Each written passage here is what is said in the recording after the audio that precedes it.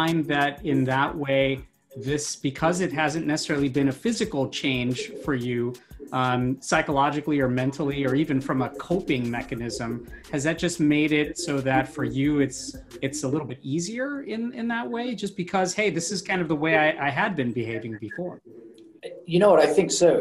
It's funny because growing up, my biggest fear was fear of loneliness. Yeah. And I think that stems from coming from divorced parents, being an only child, going to boarding school when I was 10. So from the age of 10, I was in a school where I was constantly surrounded by people. And my whole thing in life was I constantly liked to have people around me. Yeah. And this kind of changed probably when I became, I'd say 30, so 3 years ago. Yeah. And suddenly I started really like appreciating solitude and appreciating my own time and appreciating being with myself.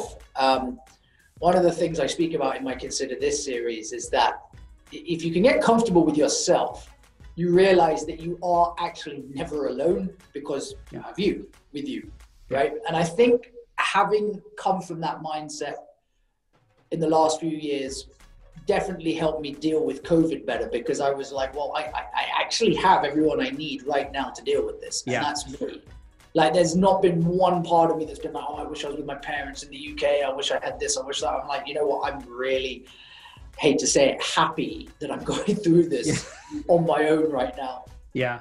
Well, and I mean, I wonder for those who haven't yet come to that realization, or they're still in that journey, for you reflecting back on the sentiment you just mentioned when you were younger, do you think that reflection speaks to perhaps even a sense of resiliency and the ability to cope even when you were younger? It's just that you didn't have the realization that it was there. Yes, I think a lot of things have happened in life that have just, put me in a situation. And again, I'll tell you this, is that I feel fortunate that I've gone through a lot and I've experienced a lot in 33 years. A lot, good, bad, up, down, whatever. And I think that in itself has developed a sense of resilience in me. Mm-hmm. And as a result of that, I guess it's something that, and until you mentioned it right now, it's probably not something I even thought about, right? You just take things for granted when they're there.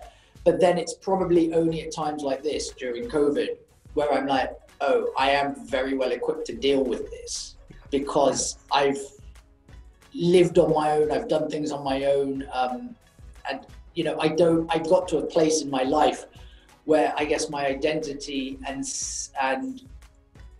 mental happiness isn't reliant on social engagement.